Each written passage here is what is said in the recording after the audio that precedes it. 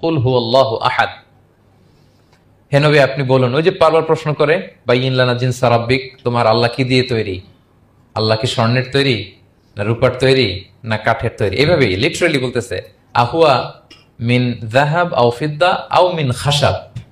মুহাম্মদ তোমার আল্লাহ কি স্বর্ণের, না রূপার, না কাঠের? আল্লাহ বলেন নবী আপনি এটা বলেন। কুল, নবী আপনি বলুন হুয়াল্লাহু আহাদ, আল্লাহ হচ্ছে এক। তোমরা যেরকম আল্লাহকে ভাবো আল্লাহ আসলে ওই রকম নয়। আল্লাহর সত্তাটা আমাদের মতো নয়, সৃষ্টিগত সত্তার মতো নয়। আমরা এটাতে প্রায় ভুল করে ফেলি। অনেকে এমন এমন প্রশ্ন করি আল্লাহর সাথে, মনে হয় যেন আল্লাহ আমার একেবারে, আমরা নিজেরা নিজেরা যেরকম ওই রকম। কিন্তু স্রষ্টা যে সৃষ্টি জগতের অনেক ঊর্ধ্বে, এটা আমরা বুঝি না।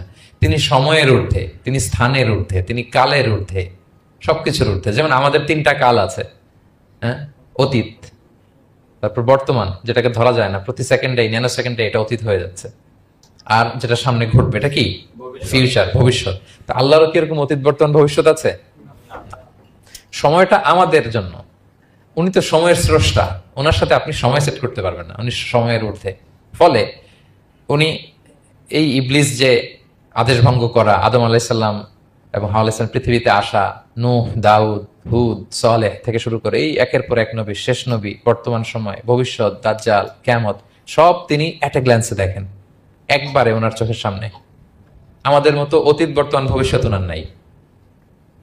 আমরা যেমনি ভাব প্রকাশের জন্য ভাষা লাগে, এই যে আমি বাংলায় কথা বলতেছি আপনারা বুঝতেছেন, হ্যাঁ, মালাইরা যারা মালাইতে কথা বলে, ইংলিশরা ইংরেজিতে কথা, চাইনিজে কথা বলে, ভাষা, উনি ভাষার স্রষ্টা, ফলে ওনার ভাষাও লাগে না। কিন্তু উনি বোঝানোর জন্য একটা ভাষা ইউজ করে আমাদের জন্য সহজ করে দিয়েছেন। একটা ভাষায় না বললে তো আমরা বুঝবো না, ফলে উনি আরবি ভাষায় কোরআনটাকে নাজিল করেছেন যাতে আমরা বুঝি। কিন্তু উনি ভাষার মুখাপেক্ষী না, ওনাকে সময়, কাল, ভাষা কোনো কিছু দিয়ে বাধা যায় না, উনি সবকিছুর ঊর্ধ্বে, সবকিছুর ঊর্ধ্বে। এবং আল্লাহ কোথায় আছেন আমরা বলি যে আরশের উপরে আছেন, সেখানে ওই এরিয়াটা হচ্ছে লা জামান লা মাকান, ওখানে সময়, তারপর কাল, এগুলো ওখানে যায় না। আল্লাহর সাথে এই প্রশ্নগুলো একেবারেই অবান্তর। ফলে আমরা যে প্রশ্নগুলো হুট করে না বোঝার কারণে করে ফেলি, যেহেতু আমাদের খুব সীমিত জ্ঞান, ফলে আমরা সৃষ্টির সাথে স্রষ্টাকে গুলিয়ে ফেলি। কিন্তু উনি কিন্তু আমাদের মতো নন।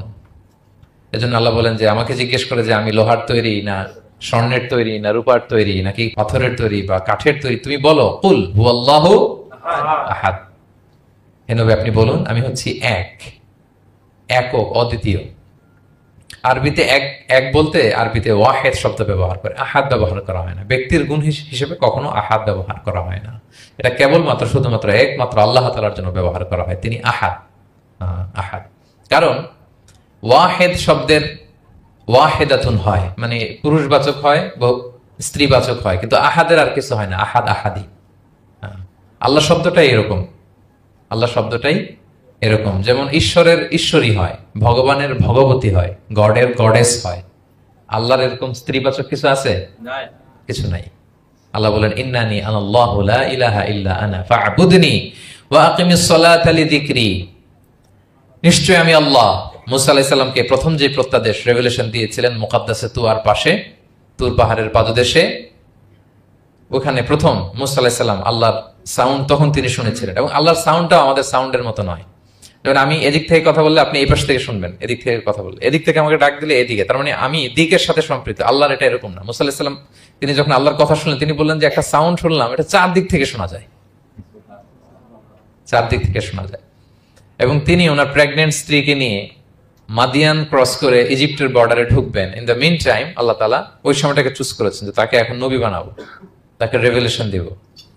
তো তিনি দেখলেন যে ইন্নী আনাস্তু নারান, আমি ওই যে লাআল্লি আতিকুম মিনহা বিকাবাসিন আও আজিদু আলান নারি হুদা, স্ত্রীকে, দাসীকে বললেন যে একটু বসো, প্রচন্ড ঠান্ডা, ওই যে আগুন দেখা যায়, মনে হয় কেউ আগুন পোহাচ্ছে, আমি একটু আগুন নিয়ে আসি মশাল দিয়ে, তোমাদের আরাম লাগবে, একটু ওয়ার্ম আপ হবে। তা আগুনের কাছে যেয়ে দেখে সামনে যত যায় আগুন তত পেছায়। এবং আগুনটা সাধারণ আগুন না, একটা গাছ থেকে আগুন বেরোচ্ছে, কিন্তু ওই গাছের পাতা জ্বলে না, ডাল জ্বলে না, কিছুই হয় না। আসলে এটা আগুন না, এটা আল্লাহর নূর। আল্লাহর নূর সেখানে ফোকাস দেওয়া হচ্ছে। আল্লাহর নূরও আমাদের নূরের মতো না। নূর মানে লাইট, নূর মানে কি লাইট। সো এই যে আমরা যে লাইট দেখি, এই লাইটের মতো না। কারণ আল্লাহর এই নূরের কাবার দেয়া হচ্ছে আবার নূরের পর্দা দিয়ে।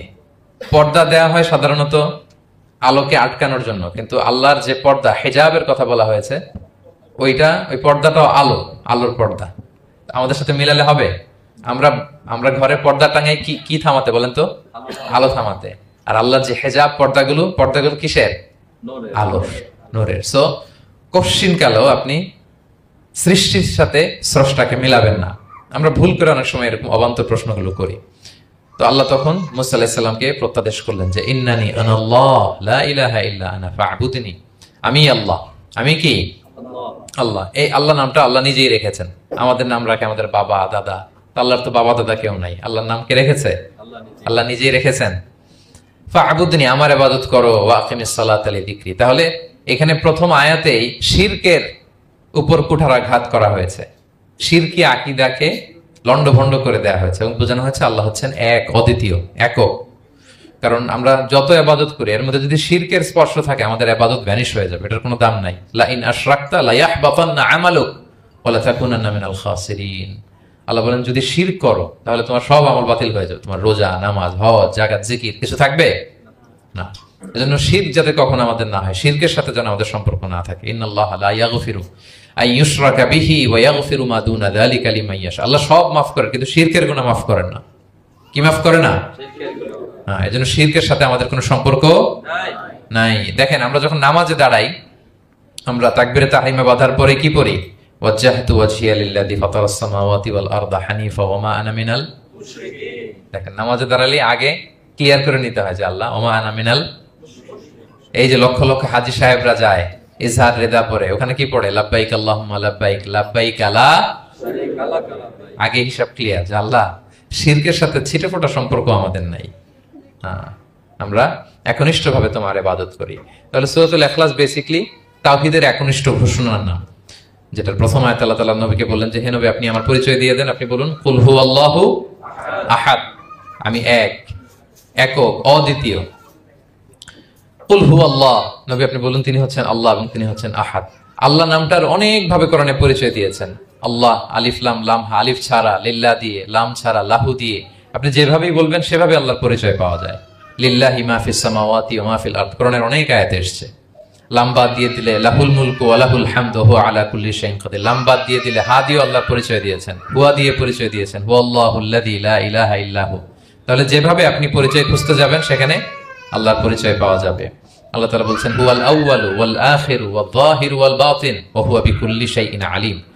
তিনি প্রথম, তিনি শেষ, তিনি প্রকাশ্য, তিনি গোপন। তিনি প্রথম মানে কি? তিনি সূচনাহীন অতীত থেকে আছেন। দেখেন আমাদের সাথে মিলে না। আমাদের অতীতের একটা সূচনা থাকে, কি বলেন, আমার জন্মের একটা স্টার্টিং পয়েন্ট আছে না, যে এখান থেকে আমার অস্তিত্ব শুরু, এত সালে আমি, এত সালে আপনি। তার মানে আমাদের একটা স্টার্টিং আছে তো নাকি? আল্লাহ স্টার্টিং কবে থেকে বলেন? কবে থেকে? যে এই সময় থেকে উনি আল্লাহ বলেন? Nobody knows, কারণ হুয়াল আউয়াল, এই আউয়াল মানে এমন শুরু, সূচনাহীন শুরু, এমন শুরু যেটার কোনো কি নাই, সূচনা নাই। আবার সীমাহীন ভবিষ্যৎ পর্যন্ত তিনি থাকবেন। কতদিন তার রাজত্ব, ক্ষমতা, সভরেন্টি, পাওয়ার থাকবে? কতদিন বলেন? সীমাহীন, এটার কোনো শেষ নাই। হুয়াল আউয়াল ওয়াল আখির ওয়াল যাহির ওয়াল বাতিন। এবং সবকিছু ধ্বংস হবে তিনি ছাড়া। কুল্লু মান আলাইহা ফান ওয়া ইয়াবকা ওয়াজহু রাব্বিকা যুল জালালি ওয়াল ইকরাম। সব শেষ হবে, উনি অবিনশ্বর, শাশ্বত, চিরঞ্জীব। তাই বলে উনি আমাদের থেকে দূরে নন, খুব কাছে। আমরা ডাকলেই তিনি ডাকে সাড়া দেন। আমাদের সবকিছু তিনি দেখেন, অবজার্ভ করেন, মনিটর করেন। ওয়া নাহনু আকরাবু ইলাইহি মিন হাবলিল ওয়ারিদ। আমাদের এখানে একটা রগ থাকে, এই রগেরও কাছে, তার মানে খুব কাছে, খুব কাছে। আমরা তাকে না দেখলেও তিনি আমাদের দেখেন। লা তুদরিকুহুল আবসারু ওয়া হুয়া ইউদরিকুল আবসারা ওয়া হুয়াল লাতীফুল খবীর। কোনো চোখ তাকে দেখে না, কোন দৃষ্টি তাকে আয়ত্ত করতে পারে না, কিন্তু সকল দৃষ্টিকে তিনি আয়ত্তে রাখেন। সুবহানাল্লাহ। এভাবে আল্লাহ তাআলা খুব প্রিসাইজলি 4টা আয়াত দিয়ে নিজের পরিচয় দিয়েছেন। কুল হুয়াল্লাহু আহাদ, হে নবী আপনি বলুন তিনি আল্লাহ, তিনি অদ্বিতীয়।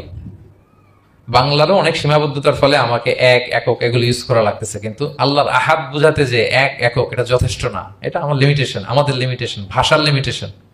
কিছু দিয়ে তো আমার অডিয়েন্সকে বা আমাদের বুঝতে হবে দ্য এসেন্স অফ গড। এজন্য আমরা বলি এক, একক, অদ্বিতীয়। অদ্বিতীয়টা খুব অনেকটাই পারফেক্ট। তাহলে তিনি হচ্ছেন আহাদ, এবং এই আহাদের লেসন দেওয়ার জন্য সব নবীরা এসেছে। সব নবীরা একই কথা বলেছেন, আদম আলাইহিস সালাম থেকে শুরু করে বিষ্ণু আলাইহিস সালাম পর্যন্ত একই কথা বলেছেন যে ইয়া কওমি ইবুদুল্লাহ মা লাকুম মিন ইলাহিন গায়রু আফালা তাআকিলুন। হে আমার জনপদের লোকেরা, কি হলো, তোমরা এত কিছুর ইবাদত করো, দাসত্ব করো, তোমরা ইবাদত করবে এক সত্তার, তিনি কে? মা লাকুম মিন ইলাহিন গায়রুহু, তিনি ছাড়া কোনো ইলাহ তোমাদের নেই। তাহলে এই যে ওয়াননেস অফ গড, স্রষ্টা যে একজন, এই কনসেপ্টটাকে ক্লিয়ার করবার জন্যই এত এত নবীরা পৃথিবীতে হাজির হয়েছেন। তাহলে আল্লাহর চমৎকার একটা নাম জানলাম আমরা, আহাদ। কি নাম? মজার ব্যাপার হচ্ছে এই নাম কোরআনে আর কোথাও নাই। আহাদুন শব্দ যেটা আছে এটা অন্য অর্থে, এক এক অর্থে আর কি, কিন্তু আল্লাহর আহাদ কোরআনের শুধু এই সূরাতেই এসেছে। আল্লাহর আহাদ নামটা শুধু এই সূরাতেই এসেছে, আহাদ আহাদ। আপনারা বেলাল রাদিয়াল্লাহু তাআলা আনহুর ঘটনা জানেন যে উমাইয়াত ইবনে খালাফ খুব পাষণ্ড মাওলা ছিল ওনার, মনিব। এমন কোন অত্যাচার নাই যে ঈমান আনার কারণে বেলাল রাদিয়াল্লাহু তাআলা আনহুর উপর করা হয়নি। পিটানো, চাবুক মারা, টানা হেচড়া করা, উত্তপ্ত মরুভূমিতে, যারা হজ উমরা করতে গিয়েছেন তারা তো দেখেছেন মরুভূমির বালু, ওখানে কত গরম, চাল ছেড়ে দিলে মুড়ি হয়ে যাবে, খই হয়ে যাবে। ওই উত্তপ্ত গরম বালুতে বেলাল রাদিয়াল্লাহু তাআলা আনহুকে শুইয়ে পেটের উপরে পাথর রেখে দেওয়া হয়েছিল। তখন তিনি আল্লাহর একত্ববাদের ঘোষণা এই শব্দটা দিয়ে করেছেন। অস্ফুট কণ্ঠে উনি বারবার বলছিলেন আহাদ আহাদ আহাদুন আহাদ। তো আল্লাহ তাআলার এই নামটা, আহাদ নামটা, এই সূরা ছাড়া কোরআনের অন্য কোথাও আসেনি। তাহলে প্রথম আয়াতটা কি? কুল হুয়াল্লাহু। হে নবী, তারা জিজ্ঞেস করে আমার বংশ কি, বাপদাদা কই, কাঠের না মাটির না লোহার না সোনার? আপনি বলুন কুল হুয়াল্লাহু, তিনি এক, অদ্বিতীয়। আল্লাহুস সামাদ, তিনি হচ্ছেন সামাদ। আল্লাহর আরেকটা নাম আস-সামাদ, আল্লাহুস সামাদ। সামাদ শব্দের অনেকগুলো অর্থ পাওয়া যায়। সামাদের একটা মিনিং হচ্ছে যার উপরে আর কারো কোনো স্ট্যাটাস বা মর্যাদা নাই। আরবিতে বলে মানতাহা ইলাইহি সুগদাদু ওয়া শারাফ, মর্যাদা, স্ট্যাটাস যত শীর্ষে পিকে যেতে পারে ওইটার নাম হচ্ছে সামাদ, এর উপরে নাই। সামাদের আরেকটা অর্থ হচ্ছে যে পরনির্ভরশীল নয়, মানে তার কারোর উপর নির্ভর করা লাগে না, সে স্বয়ং সম্পূর্ণ। আচ্ছা, পৃথিবীতে এমন কারো নাম বলেন তো যে কোনো দিন কোনো কিছুতে কোনো কাজে অন্যের মুখাপেক্ষী হওয়া লাগে নাই, সে একা একা আত্মনির্ভরশীল স্বয়ং সম্পূর্ণ, এরকম একজনের নাম বলেন? আছে? কেউ নাই। কোনো না কোনো ভাবে আপনি পাওয়ারফুল কারো কথা বলবেন, এত আরো নির্ভরশীল, এরা রাস্তা দেখায় না দিলে চলতেও পারে না, কোন দিকে যাইতে হবে এটা বলার জন্য 10 জন থাকে, এর ওয়াশরুমে নিয়ে যেতে হয় 10 জনের, এর এই সাপোর্ট ওই সাপোর্ট এই প্রোটোকল অনেক কিছু, এর লোক লাগে আরো বেশি। তার মানে সাহায্য ছাড়া চলতে পারে এমন কোন সত্তা পৃথিবীতে নাই।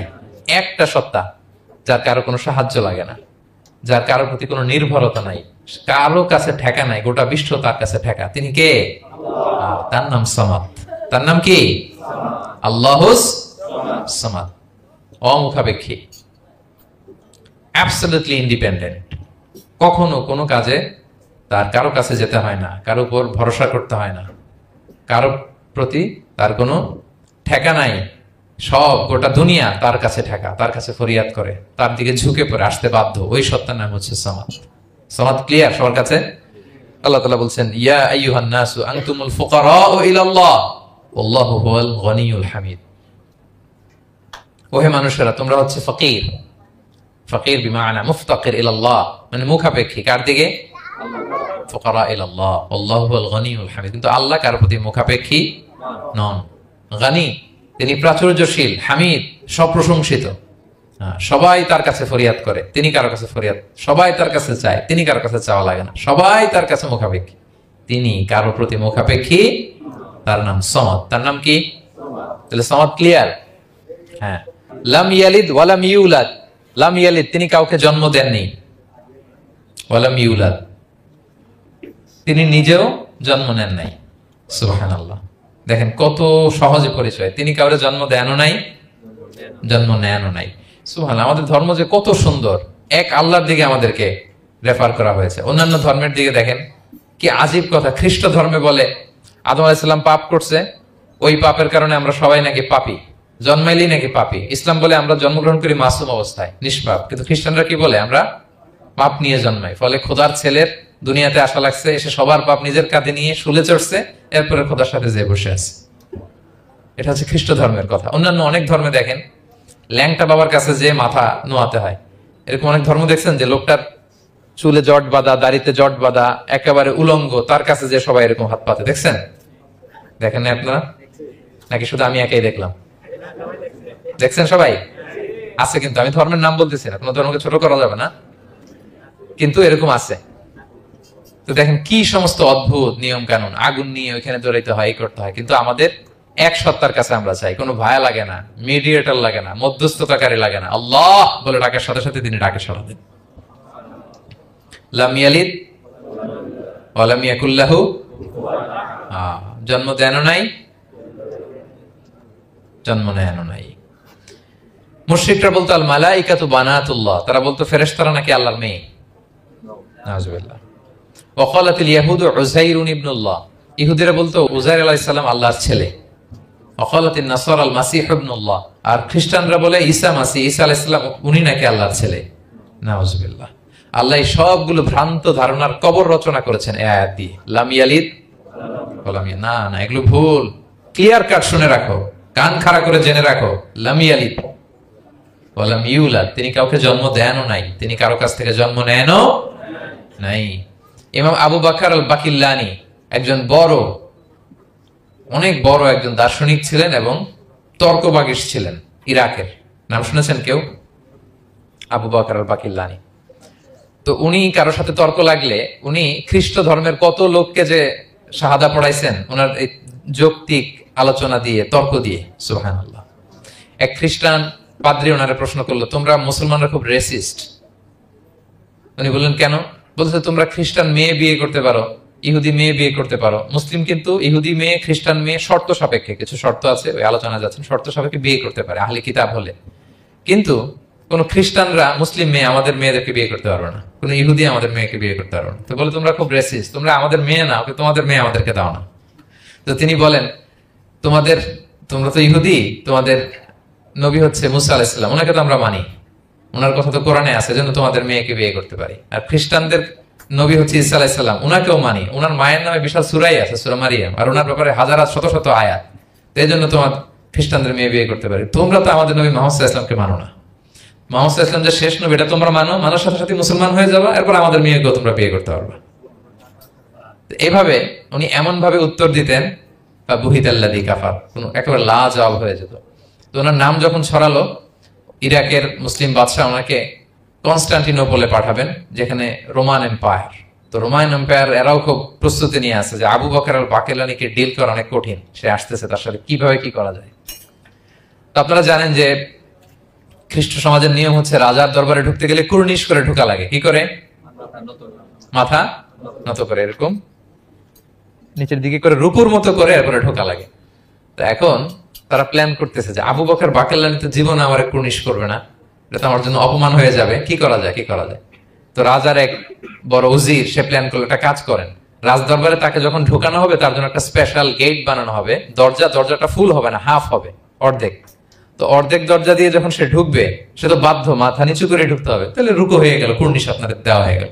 বলে এই তো চমৎকার বুদ্ধি, ঠিক আছে একটা ছোট্ট দরজা বানাও। তো বানাইছে। উনি যখন কনস্টান্টিনোপলে পৌঁছলেন, অনেকে নিয়ে আসালো রাজদরবার, বলতেছে এটা দিয়ে ঢুকতে হবে আমাদের, সবার ঢুকেন। তো সবাই এরকম মাথা নিচু করে ঢুকছে। উনি দেখেই বুঝছে এটা তো কৌশল করছে আমার সাথে। তো উনি মাথা নিচু করছেন, কিন্তু এমনি না, উল্টা হয়ে উনি মাথাটা পিছনে দিয়ে, বুঝতে পারছেন, উনি অ্যাবাউট টার্ন হয়ে ঢুকতে তো হবে, পিঠটারে রাজার দিকে দিয়ে, নিতম্বটাকে রাজার দিকে দিয়ে, তারপরে উনি রুকু দিছে, উল্টা রুকু। তো এক হিসেবে কুর্নিশ মানে, বরং আরো রাজাকে কি হয়েছে, ইনসাল্ট করা হয়েছে। রাজা তো রেগে মেগে আগুন, সবাই রাজা বলতেছে জানতাম এরকম কিছু একটা করবে। মানে এমন ভাবে উনি বুদ্ধি বের করে ওনাকে, ওনার সাথে আর পারা যায়। কেন ওনার কথা আনলাম এই জন্য, সেখানে যেও উনি পুরো রাজ দরবারকে তাক লাগিয়ে দিলেন এইভাবে। উনি দেখেন যে কনস্টান্টিনোপলের রোমান এম্পায়ারের পাশে পোপ বসা, পোপ চেনেন তো, মানে তৎকালীন খ্রিস্টান সবচেয়ে বড় পাদ্রী। তিনি যে বলতেছে কাইফা হালুক ইয়া কাহানাতুল মা'বাদ ও কাইফাল আহল ও কাইফাল আওলাদ, যে বলতেছে আরে সম্মানিত পোপ আপনি কেমন আছেন, আপনার বউ কেমন আছে, আপনার সন্তান কেমন আছে। এই কথা শুনে রাজা রেগে মেগে আগুন, এই আবু বকর বাকিল্লানি এত বড় সাহস, তুমি জানো না উনি পোপ, পোপদের বিয়ে করা নিষেধ, তারা এত পবিত্র, তাদের স্ত্রী হয় না, তাদের সন্তান হয় না। একজন পবিত্র সত্তার সন্তান থাকে কি করে, স্ত্রী থাকে কি করে, তারা আমাদের পোপ। তা আবু বকর আল বাকিল্লানি বলে, আপনাদের পোপের যদি স্ত্রী থাকলে ইজ্জত চলে যায়, সন্তান থাকলে সম্মান ক্ষুণ্ণ হয়, তাহলে আপনারা ঈসা আলাইহিস সালামকে আল্লাহর সন্তান কি করে বানান, মেরিকে আল্লাহর স্ত্রী কি করে বানান। সুবহানাল্লাহ বিহামদিহি। আল্লাহর সাথে আপনারা বউ সেট করতে পারেন, আল্লাহর সন্তান সাব্যস্ত করতে পারেন, কিন্তু আপনার পোপকে জিজ্ঞেস করলাম আপনার স্ত্রী কেমন আছে, আপনার বউ কেমন আছে, আপনার রেগে মেগে আগুন। এই কথা শুনে ওদিকে যারা আছে সব শাহাদা পড়ে মুসলমান হয়ে গেছে। এরকম অনেক লোক ওনার বুদ্ধিমত্তা দেখে শাহাদা পড়ে পড়ে মুসলমান হয়ে গিয়েছে।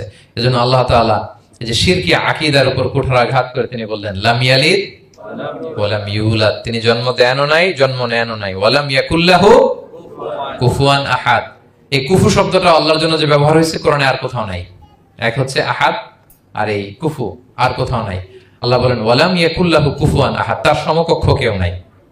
আল্লাহর মতো similar, nothing is similar to him, equivalent to him. আল্লাহর মতো সিমিলার কিচ্ছু নাই। তাহলে আল্লাহ কার মতো? আল্লাহ আল্লাহর মতো। আল্লাহ কার মতো? আল্লাহর মতো। অন্য আয়াতে আল্লাহ তাআলা বলছেন লাইসা কামিসলিহি শাই, তার মতো কেউ নাই, তিনি তার মতো। তাহলে আল্লাহ কার মতো?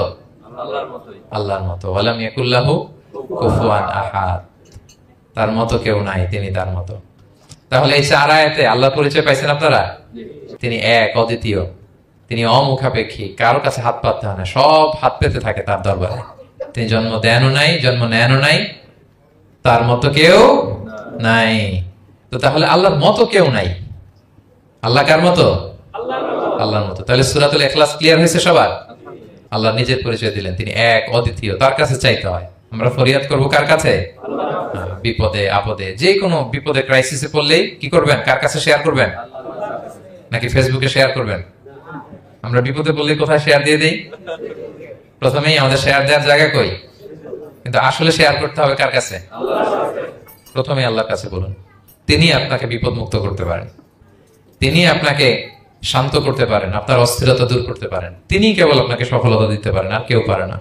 এজন্য ফরিয়াদের হাত যেন আমরা তার দরবারে উঠাই। আল্লাহ তাআলা আমাদের সবাইকে কথাগুলো বোঝার আমল করার তৌফিক দান করুন।